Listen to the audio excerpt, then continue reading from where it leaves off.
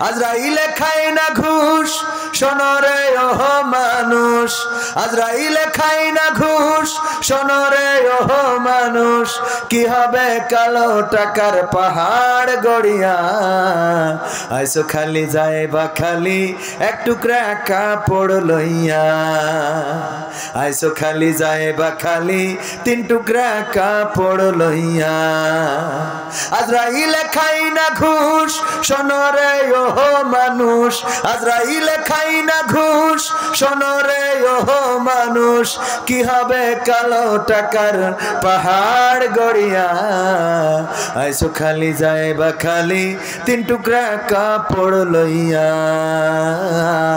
আইসো খালি যাইবা খালি তিন টুকরা কাপড় লইয়া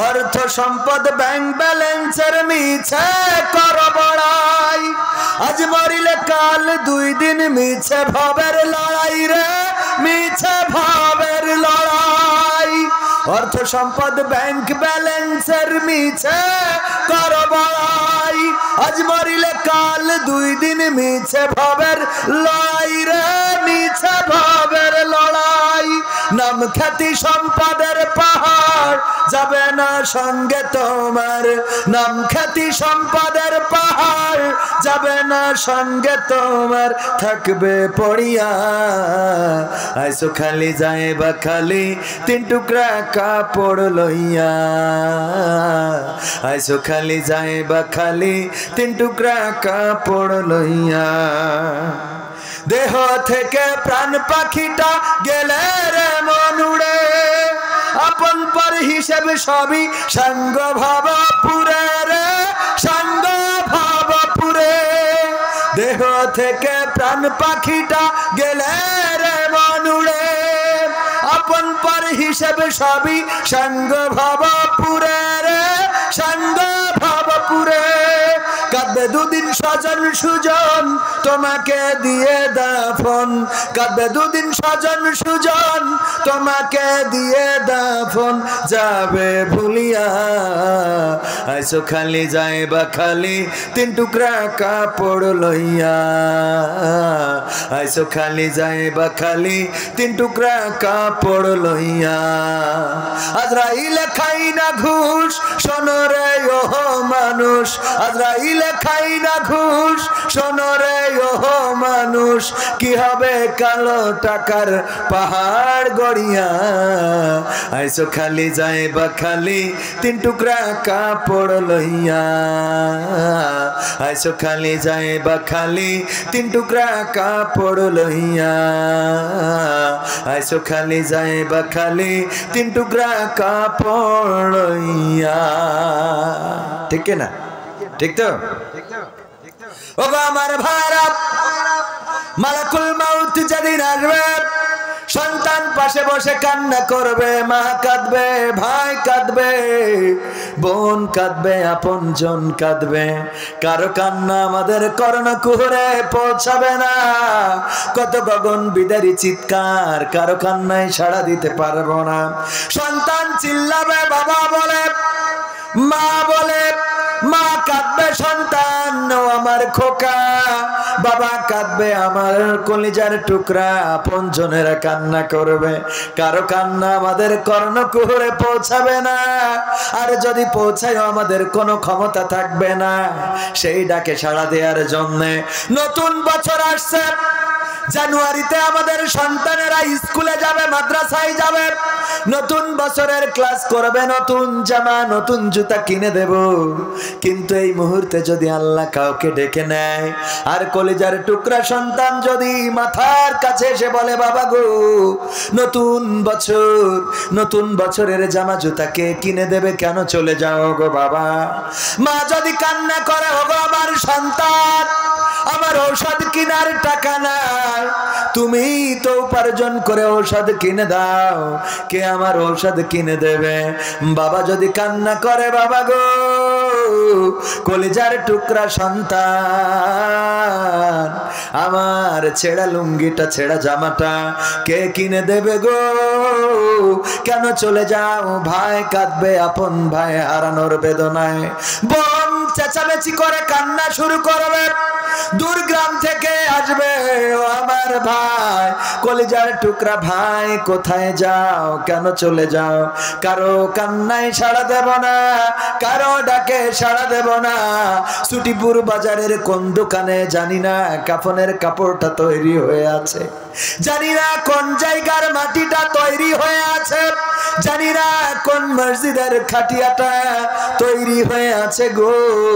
খাটিয়াটা বাড়িতে আসবে, বড়ই পাতার গরম জলে গোসল করাবে, আপনজনেরা শেষ দেখা দেখে যাবে, মুখটা আলগা করে দেবে, দেখবে আর বলবে লোকটা ভালো মানুষ অথবা খারাপ মানুষ ছিল, বলে যার মতো সেই চলে যাবে। গোসল করাবে, কাফন পরাবে, জানাজা পড়াবে, কবরের দিকে নিয়ে যাবে। ওই যে কবরে রাখবে গো, আর কোনদিন কেউ কারো খবর নিবেও না, পাবেও না। পাবে? নিবেও না, পাবেও না। অনেক কবর আমাদের ডানে বামে আছে, সেই কবরের ঠিকানাটাও আমরা জানি না, পরিচয়টা জানি না। কার বাবা, কার ভাই, কার মা, কার বোন, কোন বংশের, হিন্দু নাকি মুসলমান, এটাও জানার সুযোগ নেই। এমন কবর আছে না নাই? হঠাৎ করে পুকুর খনন করছেন, পুকুর খুঁজতে যেয়ে অনেক সময় লাশ পাওয়া যায় না, যায় না? লাশের হাড্ডি গুড্ডি এগুলো পাওয়া যায়, অবকাঠামো পড়ে থাকে। ওই লাশটা দেখে চেনারও কায়দা নাই এটা মেয়ে ছিল নাকি ছেলে ছিল।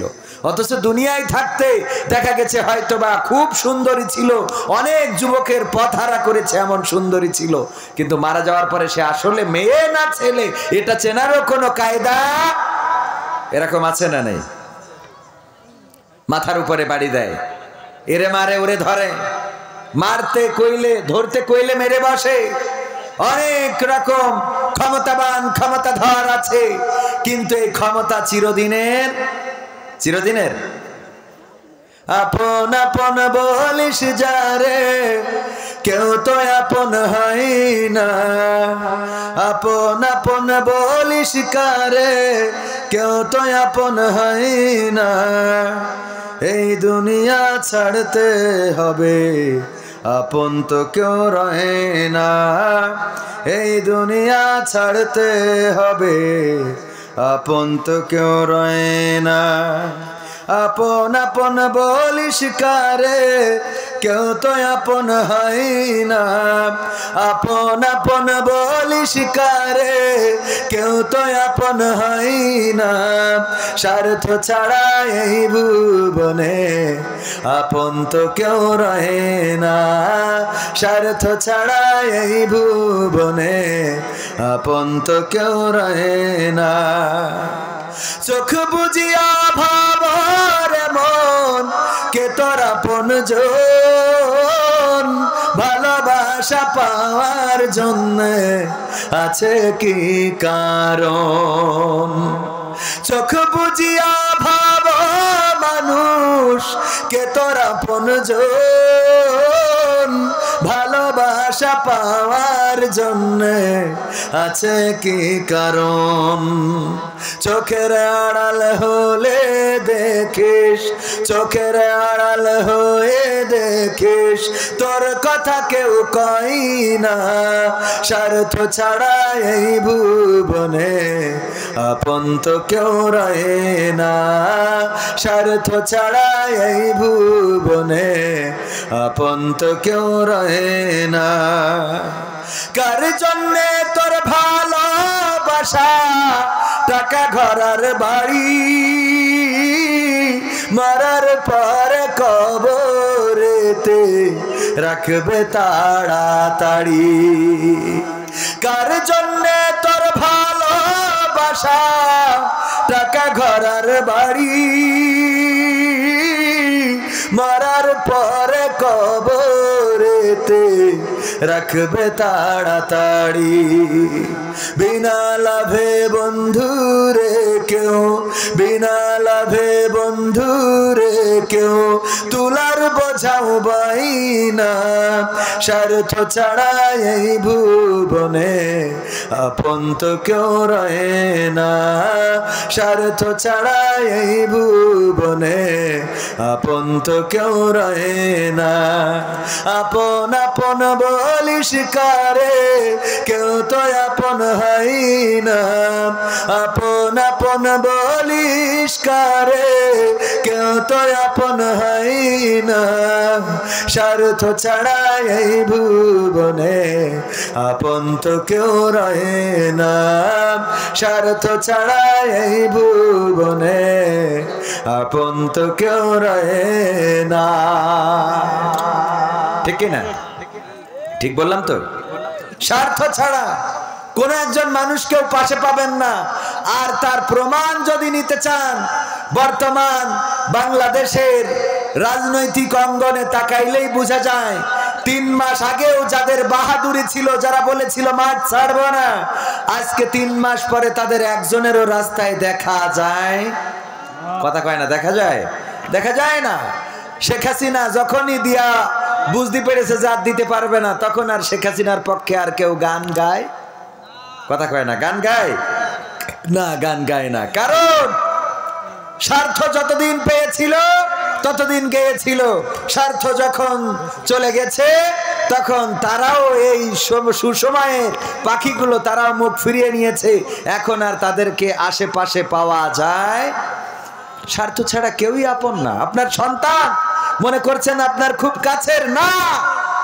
এই সন্তানও স্বার্থ দিয়েছেন তাই বাবা বলে ডাকে স্বার্থ না দিতে পারলে ওই সন্তানও বাবা বলে ডাকতো সবাই একটু দুরূদ পড়েন আল্লাহুম্মা সাল্লি আলা সাইয়্যিদিনা মাওলানা মুহাম্মদ ওয়া আলা আলি সাইয়্যিদিনা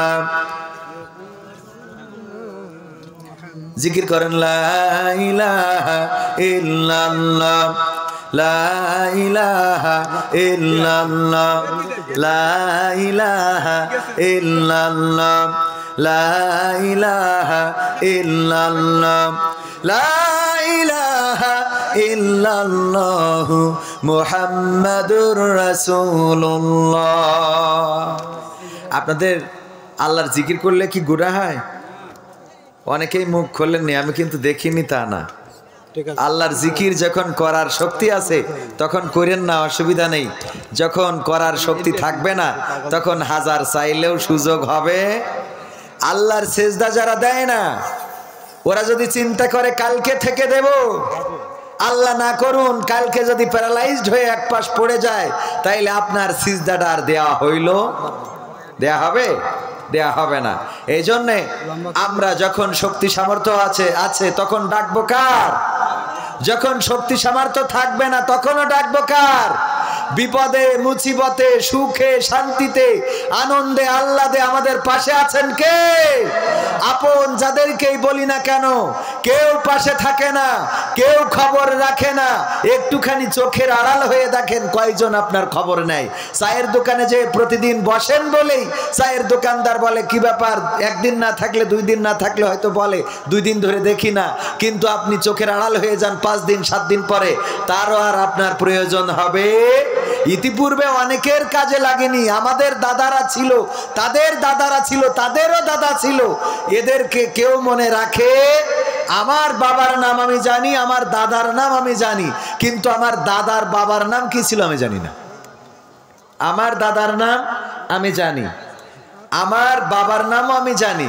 কিন্তু আমার দাদার বাবার নাম কি ছিল আমি জানি না এখানে একজনও কি আছেন যে দাদার বাবার নাম বলতে পারবেন দেখেন একজনও নেই দাদার বাবার নাম দাদারও তো একজন আব্বা ছিল না দেখেন কাছের সম্পর্ক কিন্তু বেশি দূরের না দাদার আব্বা আমি কিন্তু দাদার দাদা বলি নাই তাও আমরা তার নামটা জানি না আপনিও কারো না কারো দাদার আব্বা ঠিক না বেঠিক আপনি কারো না কারো দাদার আব্বা আপনার নামটাও এই সমাজ মনে রাখবে কোথায় গেল এমপিরা সব কোথায় গেল মন্ত্রীরা সব, কোথায় কাদের কাকা, তাদের ছাড়া দেশটা এখন লাগে ফাঁকা ফাঁকা। ঠিক না বেঠে?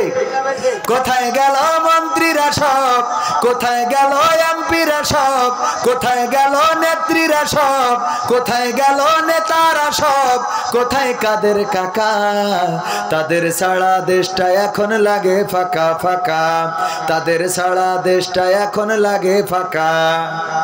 পালাবো না, পালাবে না, পালাবে না, যায় না তবু দেখা, পালাবে না, পালাবে না, যায় না তবু দেখা, তাদের ছাড়া দেশটা এখন লাগে ফাঁকা ফাঁকা, ওদের ছাড়া দেশটা এখন লাগে ফাঁকা ফাঁকা। আইন মন্ত্রী আটকে গেল আইনেরই ফাঁকে, দাড়ি ছাড়া দরবেশের ভণ্ড ভণ্ড লাগি। ঠিক না বেঠে? আইন মন্ত্রী আটকে গেল আইনেরই ফাঁকে, দাড়ি ছাড়া দরবেশের ভণ্ড ভণ্ড লাগি। শুনছি কত নেতা নেত্রী খাইতেছে ভাই ডান্ডা, বিচারপতি কালামানিকের ফাটিয়ে দিয়েছে আন্ডা। পলকের ঝলক গেল, পলকের ঝলক গেল, থামিয়ে নেটের চাকা, তাদের ছাড়া দেশটা এখন লাগে ফাঁকা ফাঁকা, ওদের ছাড়া দেশটা এখন লাগে ফাঁকা ফাঁকা। কই গেল সেই সংসদেতে মমতাজের গান, কোথায় গেল হযরত বলা স্বামী ওসমান। ঠিক না বেঠে? খেলা হবে, আসো খেলবো। কণ্ঠ মনে আছে তো? কই গেল সেই সংসদেতে মমতাজের গান, কোথায় গেল হযরত বলা স্বামী ওসমান। ইনু মেনন্দি পুমনি আছে কারাগারে, বাপ করিলেও পাপ কখনো ছাড়ে কি আর তারে। কোথায় গেল স্পিকারের, কোথায় গেল স্পিকারের দৃষ্টি আঁকা বাঁকা, তাদের ছাড়া দেশটা এখন লাগে ফাঁকা ফাঁকা, ওদের ছাড়া দেশটা এখন লাগে ফাঁকা ফাঁকা। কই গেল সেই আরাফাত আর ব্যারিস্টার সুমন, কথা বলার সময় তারা করে নিয়োজন। মুরগি কবির খাইছে ধরা, জাফর কোথায় আছে, গোপনে কি সেও গেল মোদি দাদুর কাছে। ঠিক না বে ঠিক? কোথায় গেল আরাফাত আর ব্যারিস্টার সুমন, কথা বলার সময় তারা করে নিয়োজন। মুরগি কবির খাইছে ধরা, জাফর কোথায় আছে, গোপনে কি সেও গেল মোদি দাদুর কাছে। কোথায় গেল এসালমের, কোথায় গেল এসালমের কাড়ি কাড়ি টাকা, তাদের ছাড়া দেশটা এখন লাগে ফাঁকা ফাঁকা, ওদের ছাড়া দেশটা এখন লাগে ফাঁকা। ঠিক না বে ঠিক? এখন আর টেলিভিশন খুললে তাদের বক্তৃতা পাওয়া যায় না, এখন আর খেলা হবে বলার লোক নাই, এখন আর 41 সাল পর্যন্ত ক্ষমতায় থাকবো এই কথা বলার মতো নেতা পাওয়া যায় না।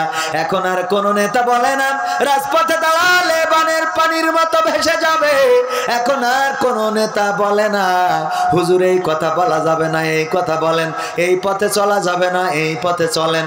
এখন দেশটা স্বাধীন আছে না না, যা ইচ্ছা তাই বলবো, যা মনে চাই তাই বলবো। সমন্বয়কদের বিরুদ্ধে কথা বলছে না, বলছে না, সমন্বয়কদের বিরুদ্ধেও কথা বলছে, সার্জিস আলম হাসনাত সহ অনেকের বিরুদ্ধে কথা বলছে, কিন্তু তাদের বিরুদ্ধে কথা বললে কোনো মামলা হচ্ছে? কথা কয় না, হচ্ছে? মামলা হয় না। তাদের বিরুদ্ধে কথা বললে পুলিশ হুঙ্কার দেয় না, তাদের বিরুদ্ধে কথা বললে আর্মি এসে গ্রেফতার করে না, বিডিআর বিজিবি আসে না, এনএসআই তারপরে আরো যারা বিএসএফ বা ডিবি অনেকেই অনেক প্রশাসনের বিভিন্ন গোষ্ঠী করে রেখেছিল, নানান ভাবে হেনস্থা করা হয়েছে। এখন যারা রাষ্ট্র ক্ষমতায় আছে গো তাদের বিরুদ্ধে কথা বলা হয়, কিন্তু তাদের নামে যারা কথা বলে তাদের নামে মামলা হচ্ছে। কথা কয় না, হচ্ছে? মামলা হচ্ছে না, হামলা হচ্ছে না। এটাই স্বাধীনতা, এটাই অধিকার, এটাই বৈষম্য বিরোধ। এই জন্য আমরা কথা বলার জন্য স্বাধীনতা খুঁজেছিলাম। ওগো আমার ভাইয়েরা উপদেষ্টা নিয়োগ দিয়েছে, উপদেষ্টা নিয়োগ দিয়া নিয়েও ষড়যন্ত্র আছে না নাই? ষড়যন্ত্র আছে। বলা হচ্ছে শেখ বশির উদ্দিনকে কেন নিয়োগ দেওয়া হলো বাণিজ্য উপদেষ্টা? সে আকিজ পরিবারের সন্তান, শেখ আফিল উদ্দিনের ভাই। আকিজ পরিবারের সন্তান হওয়ার কারণে একজন ভাই যদি আমলিক করে, অন্য ভাই কি অন্য দল করতে পারে না? পারে না? অন্য দল করতে পারে। এই ষড়যন্ত্রগুলো যারা করছে ওরা কিন্তু এই দলের লোকেরই। বোঝা গেছে? বিতর্কিত করছে। কারণটা কি? কারণ জানে যে যদি একটা বিতর্ক বা কোনোভাবে যদি নেগেটিভ প্রচারণা করা যায় তাহলে সেটাই সুবিধা। এই জন্য উপদেষ্টা নিয়োগ নিয়ে এখন নানানভাবে নানান কথা বলা হচ্ছে। অমুক যদি আকিজ পরিবারের সন্তান হয়ে, আফিল উদ্দিনের ভাই হয়ে শেখ বশির উদ্দিন যদি উপদেষ্টা হইতে পারে তাহলে অন্যরা কি করেছে? আরে বাবা, আকিজ পরিবার সম্বন্ধে যারা জানে না তারা এই জাতীয় কথা বলে। আকিজ পরিবার একটা ইসলামিক পরিবার। জানেন না? জানেন না? যদি না জানেন আদ্দিন হাসপাতালে যান। আদ্দিন হাসপাতালে যেয়ে দেখেন এমন কোনো দেয়াল নাই, এমন কোনো ওয়াল নাই যেখানে কোরআনের আয়াত, রাসূলের হাদিস লেখা নাই। যারা গিয়েছেন তারা জানেন। গিয়েছেন কখনো? আছে না নাই? আমার সভাপতি সাহেব সাক্ষী। শুধু তাই নয়, এই আকিজ পরিবারে যতগুলো সন্তান তারা সবাই নামাজি, রোজাদার, পরহেজগার, আল্লাহওয়ালা। একজন সন্তান একটু বাইরে গিয়েছিল, তার নাম কি? শেখ আফিল উদ্দিন। এই সন্তানটা টেপারির বাইরে চলে গেছে। টেপারি বোঝেন তো? টেপারির বাইরে কি সবগুলো থাকে নাকি? না, সব থাকে না। আল্লাহর নবীর সন্তান। নারায়ে তাকবীর, নারায়ে তাকবীর। সুপার সাহেবের আগমন। বিশহরী মাদ্রাসার সুপার, আমাদের রকিদের উস্তাদ, আমার মুহতারাম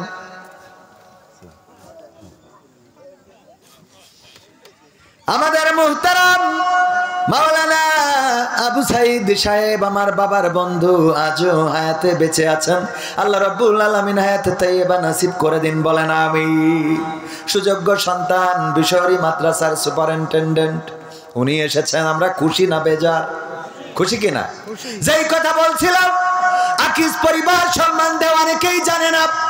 যদি আকিজ সিটিতে যান নোয়াপাড়া, সেখানে গেলেই দেখতে পারবেন যখন আজান হয় ওই আকিজ সিটিতেও আজান হয়। আকিজ সিটিটা এমন, বিদেশের কোনো মার্কেটে গেলে মাইড ইন মালয়েশিয়ায় আছে, জাইন্ট আছে,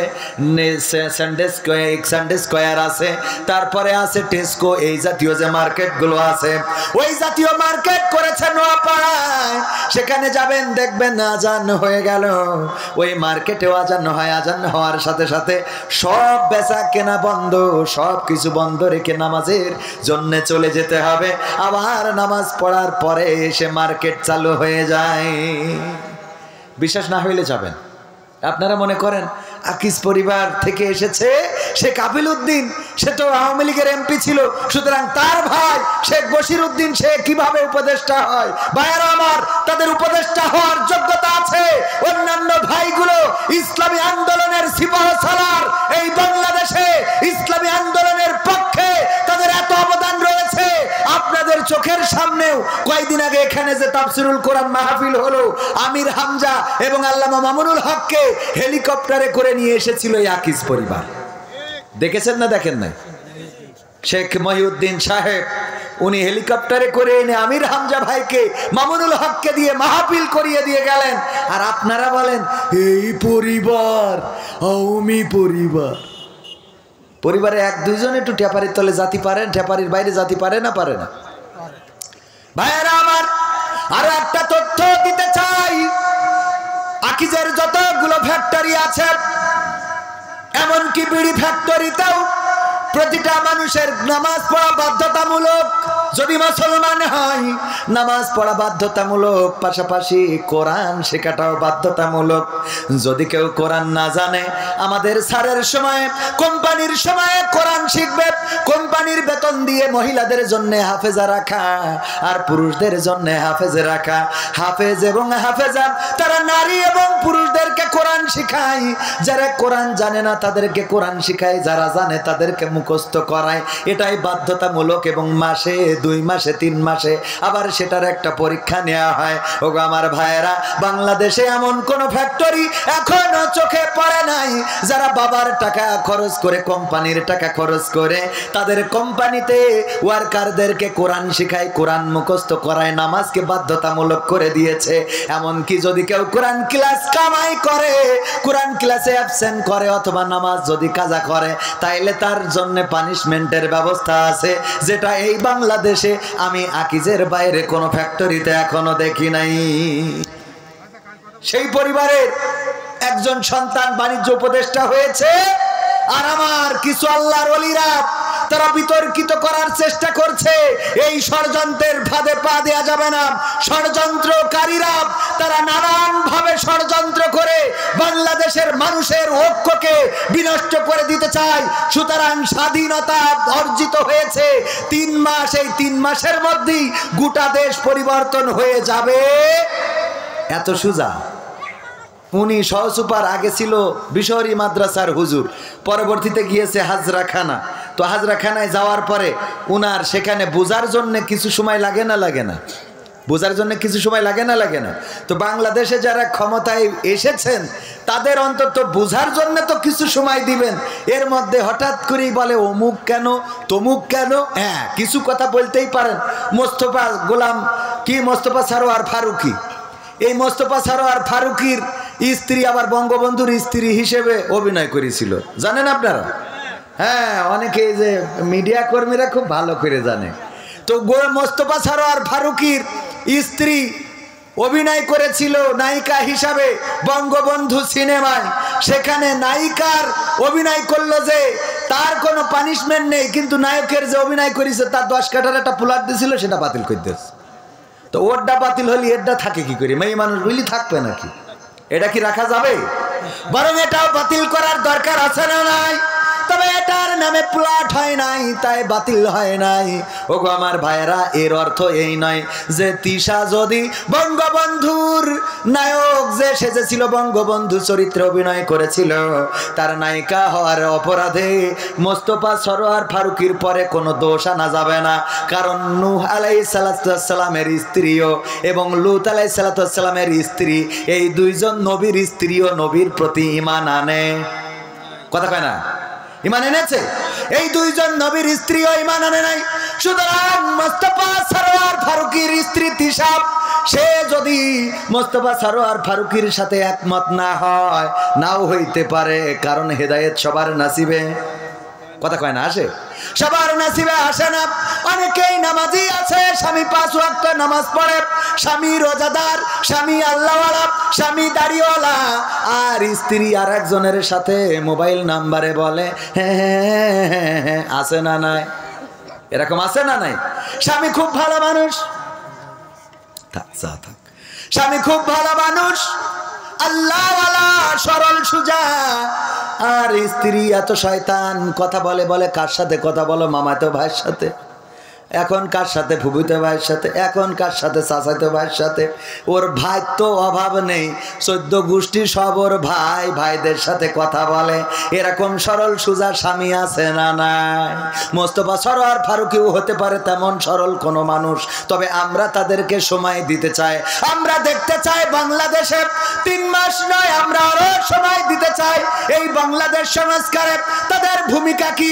যদি ভালোভাবে তারা বাংলাদেশ সংস্কারে ভূমিকা রাখতে না পারে, 15 বছর যারা চেয়ার ধরে রাখলো তাদেরকে যদি দাদার বাড়ি পাঠাইতে পারি, তাইলে বিনা ভোটে আমরা যাদেরকে বসাইছি ওদের পাঠাইতে আমাদের 15 দিনও লাগবে।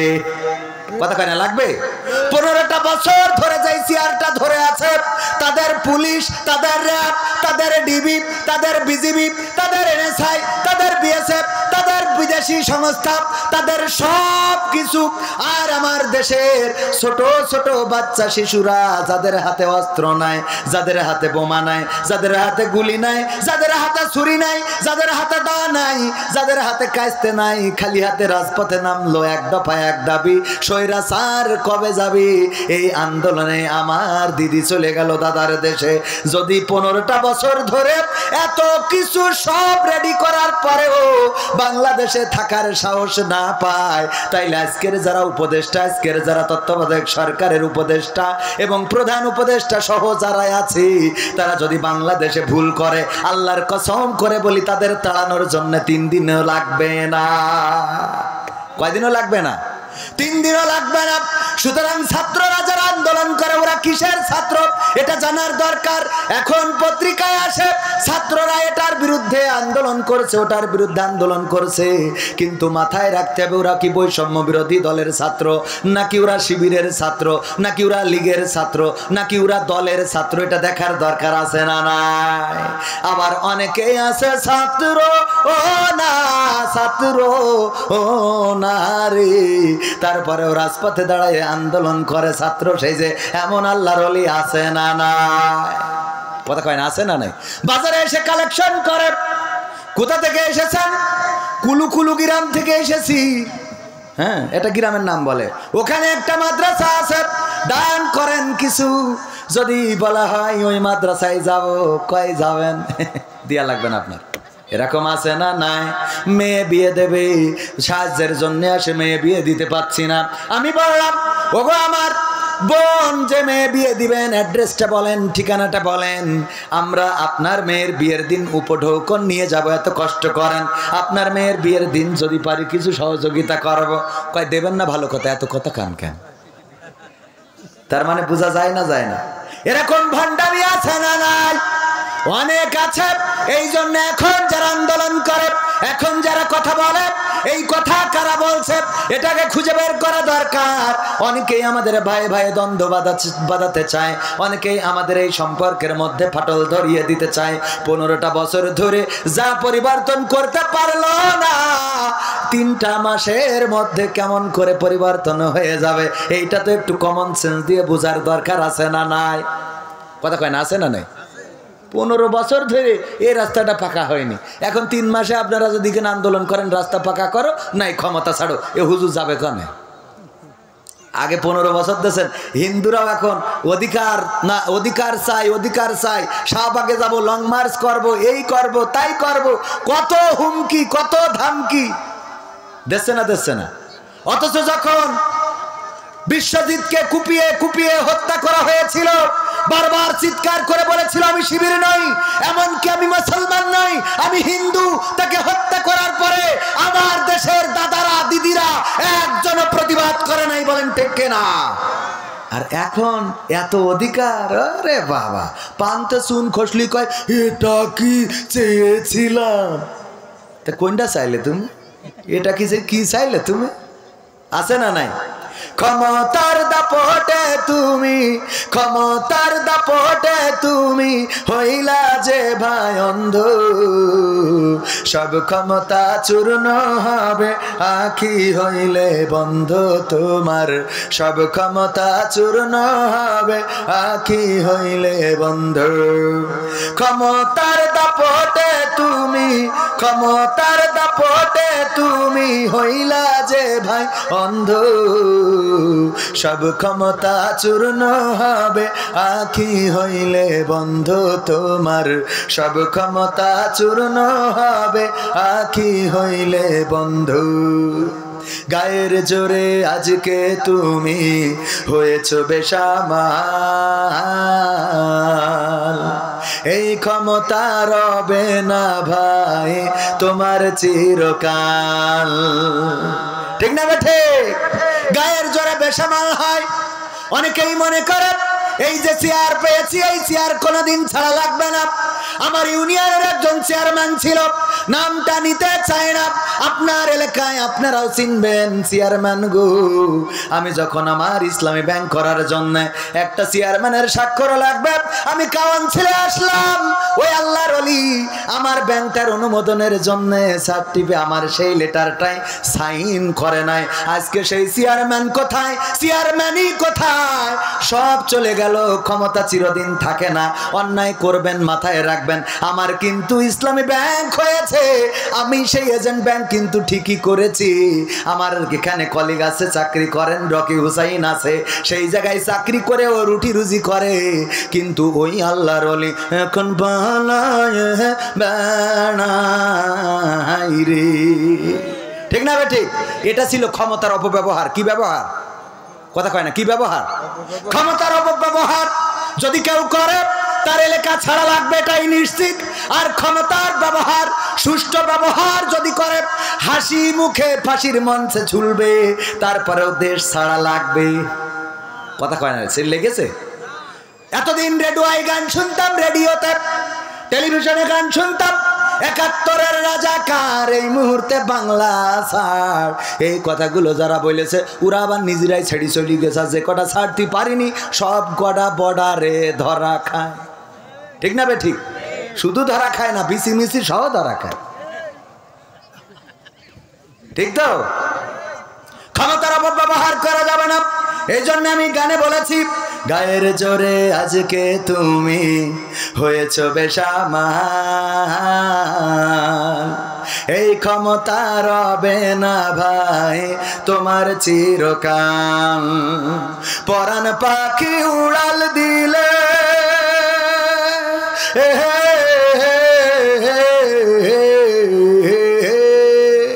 পরাণ পাখি উড়াল দিলে, পরাণ পাখি উড়াল দিলে দেহ হবে গন্ধ, সব ক্ষমতা চূর্ণ হবে আঁখি হইলে বন্ধ তোমার, সব ক্ষমতা চূর্ণ হবে আঁখি হইলে বন্ধ। মানুষেরই সাথে তুমি করো খারাপ আচরণ, জানো কি ভাই কার ইশারায় ভুবনে করো বিচরণ। ঠিক না বে ঠিক? কার ইশারায় বিচরণ করি? বলেন কার ইশারায়? আল্লাহর নামটা নিতে কি কষ্ট হয়? যে বানাইলো, যে চোখ দিল, যে কান দিল, যে কথা বলার শক্তি দিল, যে আমাদের সন্তান দিল, স্ত্রী দিল, সংসার দিল, পরিবার দিল। ওগো আমার ভাইয়েরা, আমরা যারা যশোরে বসবাস করি, মাঝে মাঝে যখন কোনো ভিডিও দেখি অথবা কোনো জায়গায় কোনো মাহফিলে যায়, যাওয়ার পরে বলে হুজুর এই যে এই জায়গাটা দেখছেন নদীর মধ্যে বিলীন হয়ে গেছে, এই জায়গায় আমার দাদার বাড়ি ছিল, এই জায়গায় আমার বাবার কবর ছিল, এই জায়গায় আমার আপনজনরা ঘুমানো ছিল, কত নদীতে বিলীন হয়ে যায়। আর আমরা যারা যশোরে বসবাস করি আমাদের অন্তত কবরটাও ঠিক আছে না নাই? আমাদের নদীতে বিলীন হয় না, নদীতে ভেঙে যায় না। এই জন্য আমাদের কবিরা গান লিখেছিলেন, নদীরে কুল ভাঙে অকুল গড়ে, এই তো নদীর খেলা, সকাল বেলার ধ্বনি তুমি ফকির সন্ধ্যা বেলা। নদীরে কুল ভেঙে যায়, অকুল গড়ে যায়।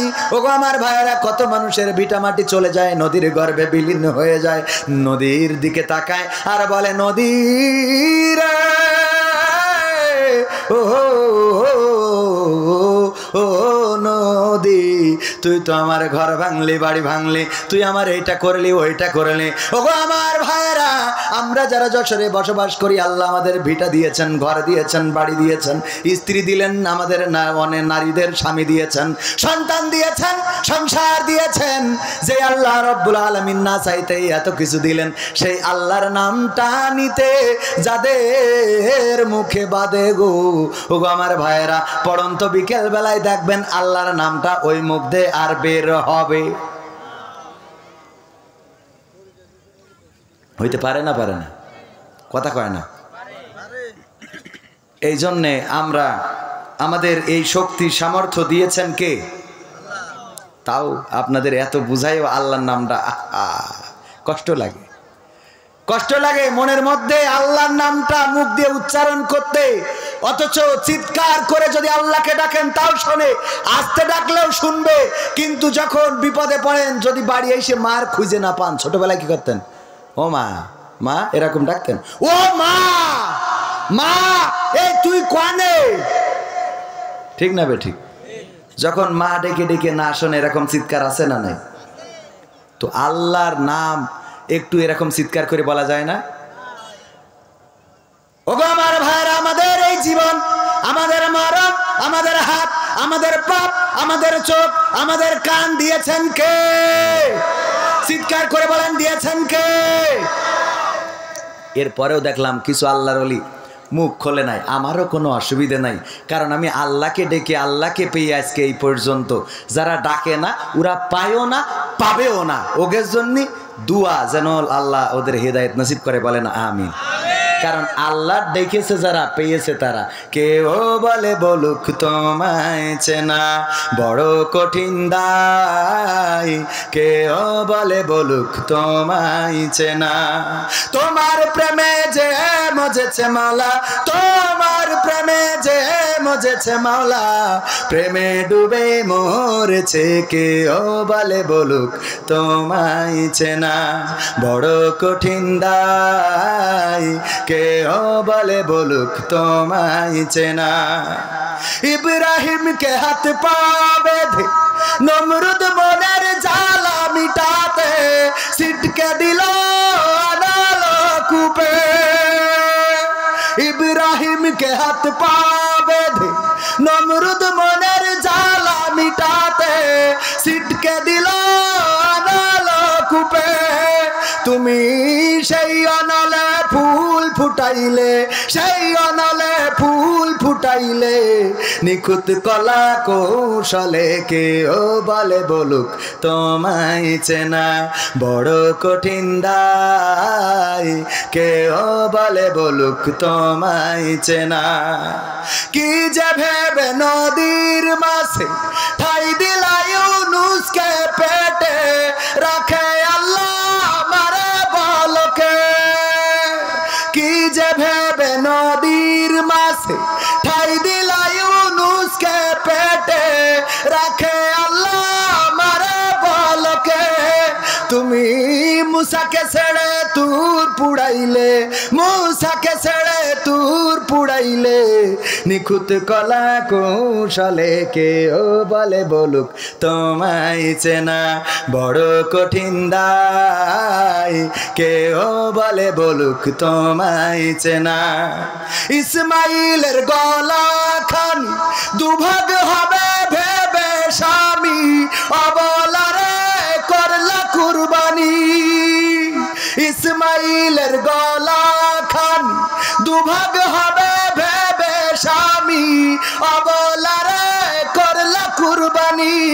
তুমি মরিয়মকে মা বানাইলে, মরিয়মকে মা বানাইলে, নিখুঁত কলা কৌশলে, কেউ বলে বলুক তোমায় চেনা বড় কঠিন দায়, কেউ বলে বলুক তোমায় চেনা। এই গানের পরে আর কিছু বোঝানোর দরকার আছে? আল্লাহকে ডাকবেন পাবেন, ডাকবেন না পাবেন না। সারা জীবন অন্তরের মধ্যে পৌঁছে যাবে, বুকের মধ্যে গন্ধ হয়ে যাবে। আপনার অন্তর আত্মা কলুষিত এতটাই হবে, যদি ওটা দুর্গন্ধ বের হইতো আপনার স্ত্রীও আপনার দিকে মুখ করে ঘুমাইতো না। কারণ আপনি দুশ্চিন্তাগ্রস্ত, দুশ্চিন্তা করতে করতে, খারাপ চিন্তা করতে করতে এটা পচায় ফেলেছেন। এটাকে পরিষ্কার করেন, দিলকে পরিষ্কার রাখেন। আপনি পাইলেও আল্লাহকে ডাকেন, না পাইলেও আল্লাহকে ডাকেন। সিজদায় পড়ে যান তাহাজ্জুদের রাতে, তাহাজ্জুদের নামাজে গভীর রাতে যদি আল্লাহর কাছে কাদাকাটি করতে পারেন, আপনার কষ্ট দূর করে দেওয়ার মালিককে। আমার শ্রদ্ধাভাজন চাচার সন্তান এখানে আছেন, উনিও একজন আলেমের সন্তান, আমিও একজন মোটামুটি আলেমের সন্তান। কিন্তু আমার আব্বা জেনারেল শিক্ষিত ছিলেন, আর আমার মাওলানা আবু সাইদ সাহেব উনি মাদ্রাসা শিক্ষিত, ঠিক কিনা? দেখেন উনি মাদ্রাসায় নেতৃত্ব দিচ্ছেন, একজন দাখিল মাদ্রাসার সুপারিনটেন্ডেন্ট, সুপার হয়েছেন আলহামদুলিল্লাহ। আর আমি, আমার বাবা, ওনার বাবা বেঁচে থেকে প্রতিষ্ঠিত করেছে, ওনার বাবা বেঁচে থেকে, আমি ও একেবারে প্র্যাকটিক্যালে দেখাই দিচ্ছি, ওনার বাবা কিন্তু এখনো বেঁচে আছেন, তার মানে বাবা বেঁচে থেকে প্রতিষ্ঠিত করেছে। আর আমার বাবা যখন মারা গিয়েছেন তখন আমি কেবল 8 থেকে 9-এ উঠেছি। আমার বাবা মারা গিয়েছেন 5 জানুয়ারি, কত? 5 জানুয়ারি 2002, 5 জানুয়ারি 2002 অনাকাঙ্ক্ষিতভাবে মারা গিয়েছেন। আপনারা জানেন অনেকেই আমার বাবার ইতিহাসটা। তো আমার আব্বা মারা গেলেন 2002-এ, যখন আমি ক্লাস 8 থেকে কেবল 9-এ উঠেছি, ক্লাসও শুরু করি নাই।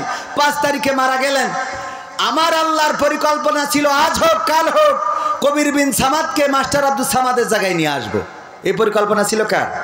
আমার মা বেঁচে আছেন এখনো পর্যন্ত, চাইলে জিজ্ঞেস করতে পারেন। আমি যখন ছোটবেলায় মাহফিলে গিয়েছি সেখানে এতটাই অবহেলা পেয়েছি, বরং স্টেজে কথা বলতে দেয়া হয় নাই, স্টেজ থেকে নামিয়েও দেয়া হয়েছে। আমি ইন্টারে পড়ি গঙ্গানন্দপুর ডিগ্রি কলেজ, তখন আমার মাকে বলেছি, মা আর যাই হোক আমি ওয়াজ করব না। আমার মাকে বলেছি, মা বেঁচে আছে, আপনারা যাচাই করতে পারেন। কিন্তু আমার আল্লাহ চেয়েছেন যে আমি তোরে ওয়াজ করাবো। পরিকল্পনা কার? আমি চাইলে তো হবে না, আল্লাহ যেটা পরিকল্পনা করে রেখেছেন। এখন দেখেন, মানে যাই করি তাই করি, ঘুরে ফিরে কত নাটক, কত গান, কত কি করলাম, তারপরে আল্লাহ আবার এই জায়গায় আনলো যেই জায়গাটা ছিল। আমি বলি, আমার আব্বা ইন্তেকালের সময়, মারা যাওয়ার সময় অ্যাক্সিডেন্ট করে যখন মারা গিয়েছেন, এখনো ওই রাস্তা দিয়ে যখন যাই তখন ওই জায়গায় গেলেই আব্বার কথা মনে পড়ে যে এই রাস্তাটা ক্রস করছি, যেখানে আমার আব্বার রক্ত দেখেছিলাম পড়ে থাকতে পিচের উপরে। আমি ওই ক্যাম্পে আর যাইনি যেই ক্যাম্পে আমার আব্বার গাড়িটা ছিল অথবা প্রথমে নিয়ে যাওয়া হয়েছিল। আমি সেই থানাতে আর কোনোদিন ঢুকিনি যেই থানার সামনে আমার আব্বার দেহখানা শোয়ানো ছিল। আমি দেখেছিলাম মাফলা দিয়ে, চাদর দিয়ে দেহখানা বাঁধা, কান থেকে রক্ত বেরোচ্ছে, শরীরে রক্ত লাগানো।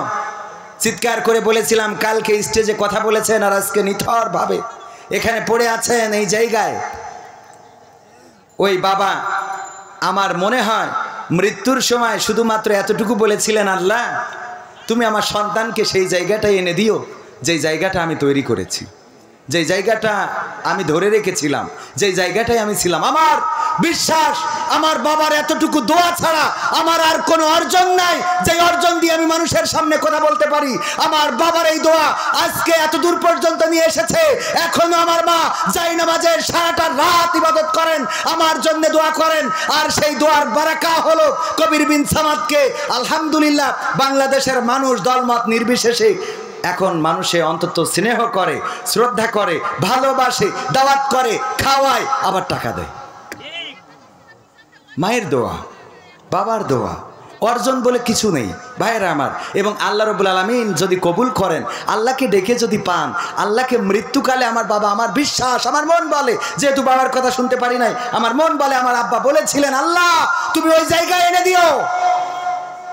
আমার এটা অন্তরাত্মা ডেকে বলে। আমি যখন প্রতিদিন বাড়ি থেকে বের হই, আমার আব্বার কবরে সালাম দিয়ে বের হই, যখন বাড়িতে ঢুকি আব্বার কবরে সালাম দিয়ে ঢুকি। অসংখ্যবার আব্বা ওয়াজ করে বলেছিলেন, আমি যদি যোগ্য সন্তান তৈরি করে যেতে পারি, ওই সন্তান আমার কবরে যে সালাম দিবে তার ভালো আমলগুলো আমি পাবো।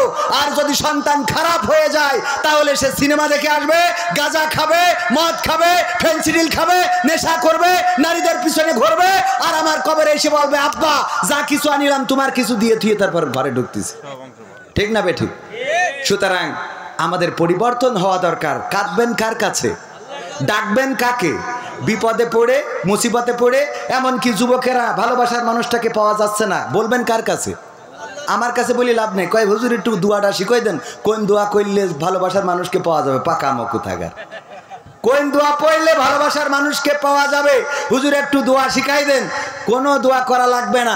তুমি যারে চাও তাহাজ্জুদের নামাজে পড়ে আল্লাহর কাছে কাঁদো, আল্লাহ তার সাথে আমার বিবাহের ব্যবস্থা করে দাও।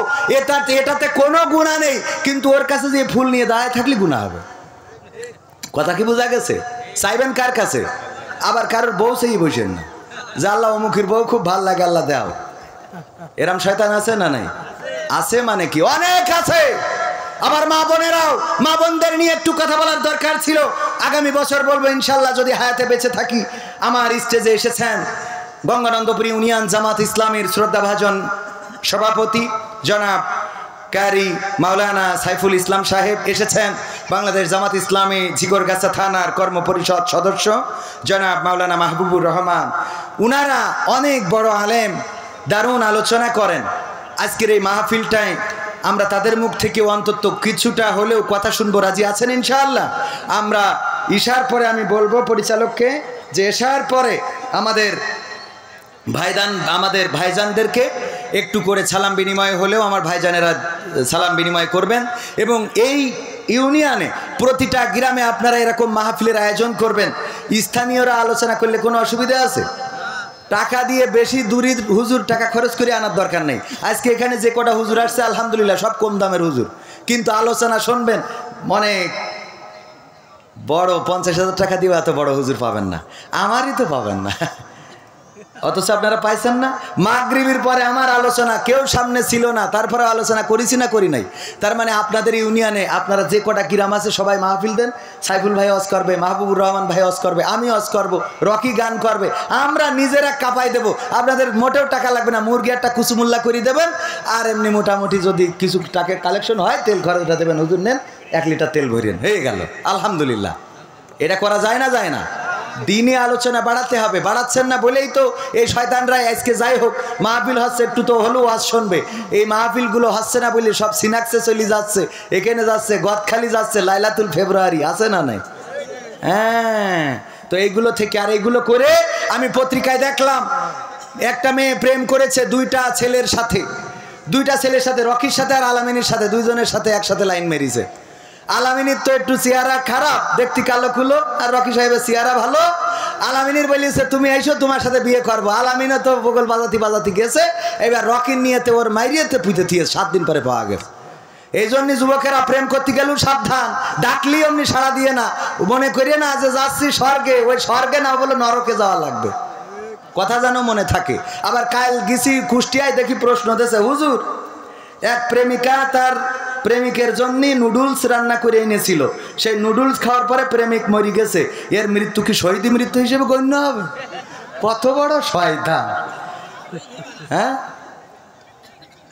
গেছে প্রেমিকার কাছে, নুডলস রান্না করে এনেছে, এনে খাওয়াইছে, ও তো মনে করছে খাসার বলছে বাহ চমৎকার, মানে ভালো না হলেও বউ রেন দেশ তো। আরে বাবা, ওই যে একটা প্রবাদ আছে না, বলছে যে তরকারি আজকে এত খারাপ রাঁধছে, রেন দিস কিডা? তো বলছে আমি, মা বলছে আমি না, তোর বউ রেন দিস। বলছে তুমি তো কুইটেস কিডা? বলছে আমি কুটিলাম। কুইটেই তো তেষ্টা মারি থিস, রান্নার সাথে সাথে ভালো হয়ে গেছে, কুইটে তেজ মারিছে। এরকম আছে না নাই? এই জন্যে মনে করেন না যে ডার্লিং দেখিছে, ওই গোলাপ ফুলের মধ্যেও বলো কোনো পয়জন দিয়ে ছুটি পারে, যে পয়জন চোখে গেলি জীবনের মতো অন্ধ হয়ে ডার্লিং, ওইটা দেখা তো দূরের কথা, আর একটাও দেখতে পাবেন না। এই জন্যই মাথায় খেয়াল রাখবেন, ফুল দিলেই নেওয়ার দরকার নেই, ওইটা ফরেন্সিক পরীক্ষা করার দরকার আছে না নাই, যে ফুলের মধ্যেই কোনো মাল মেডিসিন আছে কিনা। হ্যাঁ, এখন বলো বিশ্বাস করার কোনো কায়দা নেই, ডাইরেক্ট যদি বিয়ে করে আনতে পারেন তাও আনবেন, তাও রিক্স। এক হুজুর হাফেজ সাহেব আর একটা বিয়ে করিয়েছে, ডাইরেক্ট মেরে ফেলিয়েছে, দেখেছেন না পেপার পত্রিকায়? হাফেজ সাহেব খেয়াল করেছেন কি? খেয়াল করেছেন? হ্যাঁ, সুপারিনটেন্ডেন্ট দেখেছি, আপনি দেখেননি তা কি করেন তাহলে? তো এখন হ্যাঁ, এক হাফেজ সাহেব আর একটা বিয়ে করেছে, ও দরকার, বিয়ে তো করতেই পারে, এর জন্য ওর ডাইরেক্ট মেরে ফেলিয়েছে, তাও মেরে ফেলিয়েছে, ও তো বেঁচে গেছে। আর একটা ওই যে জুনিয়র সাকিব, ও তো ডাইরেক্ট ম্যাশিংই কেটে নিয়েছে, ও মরি গেছে তো বেঁচে গেছে, তো বেঁচে থেকে ধুক করতেছে খালি। এই জন্য খুব সাবধান সাবধান সাবধান, কথা যেন মনে থাকে। ইনশা আমার এখন পাবনায় যেতে হবে, এবং পাবনায় যে রাত 12টায় আলোচনা। তো আজকের এই মাহফিলটার এই ঘটনাটা না বললে ওরা জানে কষ্টটা হয়ে গেল। এই মাহফিলটার উদ্যোক্তাই ছিলাম আমি বললাম যে ঠিক আছে আমি এদিন ফ্রি আছি, মাহফিলটা করা যাক। তো এইটা বললাম। এখন হঠাৎ করে আমি দেখি যে আমাদের একজন ভাই দাওয়াত নিয়ে 8,000 টাকা নিয়ে রেখে দিয়েছে, সে আমারও বলে নাই, ও সে টাকা নিয়ে বাদাম কিনে খাওয়া শেষ। মাহফিল কমিটি তো পোস্টার করি প্রচার করিছে ঘাইসেল ছিঁড়া। এখন আমার বলতেছে হুজুর কটায় আসবেন? আমি কই কের কটায়? তো বলছে এই যে পোস্টার পাঠাই দেখো। আমি বললাম এই কম নাকি? পরে টাকা নিয়েছে আর একজন ডকুমেন্ট দিয়ে দিয়েছে, এই যে দেখেন, তার নামটা না বলি মিডিয়ায় হয়তো যাইতে পারে, উনি টাকা নিয়েছে এই ডকুমেন্টস। এখন টাকা যেহেতু নিয়েছে আমার নামে একজন, আর আমি যদি আজকে না যাই তা বেকায়দা অবস্থা। এই জন্যে বললাম যে কয়টায় আলোচনা করলে হবে? কয় হুজুর 12টায় আসবেন, 12টাতে 2টা পর্যন্ত। আর পাবনায় সুবিধাটা হলো, পাবনায় যদি যায় পাবনায়, তার নেই ভাবনায়, ওই জায়গায় আপনার ওই প্রধান বক্তার পরেও আর একটা বক্তা থাকে, সেই বক্তার নাম হইল হজরত খেচড়ি রহমাতুল্লাহ আলাইহি। তো যা সারা রাত মানে ওয়াজ না খেচড়ি না নিয়ে তো যাবে না, এই জন্য এই হজরত মাওলানা খেচড়ি রহমাতুল্লাহ আলাইহি আছে। আমার যাতে একটু দেরি হলেও কোনো অসুবিধা নেই, তারপরেও যাবো ইনশাআল্লাহ। ঠিকানা তানজিমুল কোরআন ক্যাডেট মাদ্রাসা সম্বন্ধে আমাকে বলতে বলেছে একটু। আপনাদের মাদ্রাসা আমি প্রতিষ্ঠিত করেছি, আমার মধ্যে তেমন কোনো ইলম কালাম নাই, কিন্তু তারপরেও আল্লাহ আজকে সারা দেশে এই যে দেখেন, এখান থেকে এখন পাবনায় যেতে হবে। শুধু তাই না, পাবনায় যে যাব এই কারণে ওরা আজ থেকে 4 দিন আগে হাদিয়া আমার এই বিকাশে পাঠাই দিয়েছে যে ও সাক্ষী, 1-2 টাকা না তাও এই পাঠাই দিয়েছে, হুজুর আসতে হবে। তাহলে আমি যদি এরকম করে খাতি পারি, তাহলে আপনাদের সন্তানরা অন্তত এই রাস্তায় চলুক, এটা চান কিনা? এই সিঁড়ে মিড়ে ফেলাইয়েন না, এই মাইক্রোফোনের তার ছেড়েন, ইউটিউবাররা কষ্ট পায়। বলছি কি এটা আপনারা চান কিনা? যদি এটা চান, ঠিকানা তানজিমুল কোরআন ক্যাডেট মাদ্রাসা আপনার সন্তানের জন্য আমরা স্মার্ট মানুষ হিসাবে গড়তে চাই। অনেকেই প্রচার করছে যে মাদ্রাসা করেছে, আবার দেখছি শিক্ষক নিচ্ছে সব ইংরেজি। আমরা আসলে ইংরেজির গুরুত্বটা একটু বেশি দেব, কারণ আরবি তো সবাই শিখায়, আমরা একটু ইংরেজির সাথে আরবি শিখাবো। অসুবিধা হবে? মিজানুর রহমান আজহারি ভাই আরবির সাথে ইংরেজি বলে বলেই তো আমাদের কাছে এত জনপ্রিয়, ঠিক কিনা? সুতরাং আমার আপনার সন্তান ইংরেজি দিয়ে কোরআন বলবে, কোরআন দিয়ে ইংরেজি বলবে, যেন প্রতিটা যালিকাল কিতাবুল লা রাইবা ফীহি হুদাল লিল মুত্তাকিন। আমি তো বাংলায় বলবো এটা এমন একটা কিতাব যাতে কোনো সন্দেহ নেই। আমার সন্তান ওটা আবার ইংরেজিতে বলি দেবে যে এতে সন্দেহ করা যাবে না, হোয়াট ইজ দিস, মানে ইংরেজি আর কি। মনে থাকবে ইনশাআল্লাহ? ঠিক আছে তো ভাইরা আমার, সবাইকে আমাদের মাদ্রাসায় আমাদের অলরেডি 120 আসনের মধ্যে আজকে আমাদের 63 জন, আমরা এখনো মাইকিংও করি নাই, পোস্টারও করি নাই, তাও 63 জন ভর্তি হয়ে গেছে আলহামদুলিল্লাহ। আর মাত্র 57 জন আমাদের বাকি আছে।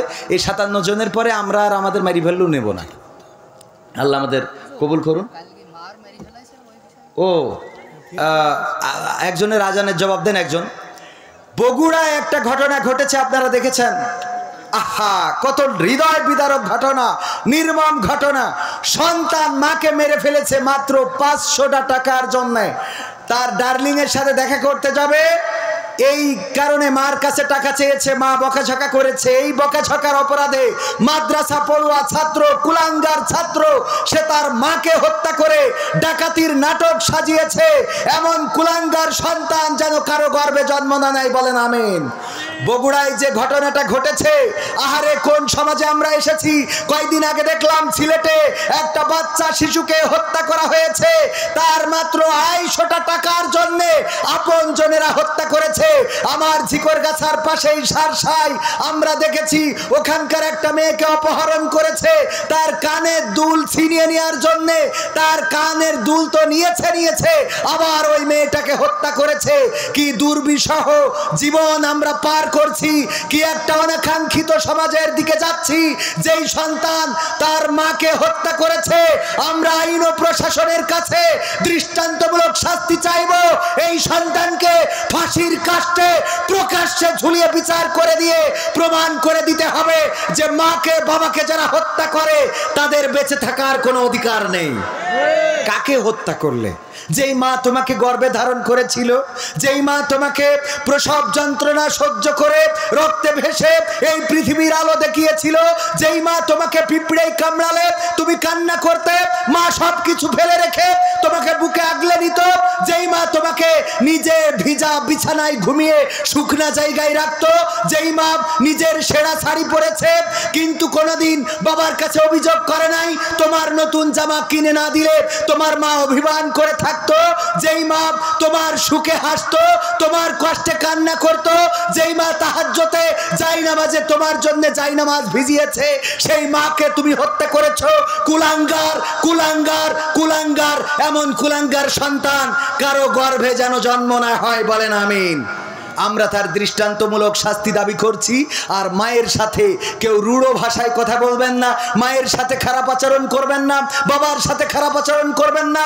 তারা আপনাদের জন্য মাথার ঘাম পায়ে ফেলে, আপনাদের সুখের জন্য, আপনাদের মুখে হাসি ফোটানোর জন্য কষ্ট করে নিজের জমি বেচে বিদেশে পাঠাইয়েছে। আর এখন বউ পেয়েতে বগল বাজান যে মাল একখান পাইছি, কথা কয় না। বাবার চিকিৎসার টাকাটাও দিতে চায় না, মায়ের শাড়ি কেনার টাকাটা দিতে চায় না, মায়ের ঔষধ কেনার টাকাটা দিতে চায় না, ভাইয়ের পিছনে খরচ করতে চায় না, বোনকে দেখতে চায় না। এমন অসংখ্য কুলাঙ্গার আছে, বউ পেয়ে ভুলে গিয়েছে। আল্লাহ এই জাতীয় মানুষদেরও হেদায়েত নসিব করে দিন, বলেন আমিন। মনে থাকবে ইনশাআল্লাহ। আবারও দেখা হবে, দেখা হবে, এটা চান? আগামী বছর আবার মাহফিল হোক চান? এশার আজান হবে, আপনারা নামাজ আদায় করবেন, এখানে নামাজের পরে বসে যাবেন, তারপরে ধারাবাহিকভাবে আমাদের আলোচকরা আলোচনা করবেন ইনশাল্লাহ। এই মাহফিলটা আমাদের নিজেদের মাহফিল মনে করেই মূলত আমি এখানে এসেছি, কোনো বক্তা হিসাবে নাই, শিল্পী হিসাবে নাই। আগামী বছর আবারও এখানেই নিজেদের মাহফিল মনে করে আয়োজন করবো আমরা ইনশাল্লাহ। পাশে আছেন তো? ইনশাআল্লাহ। এবং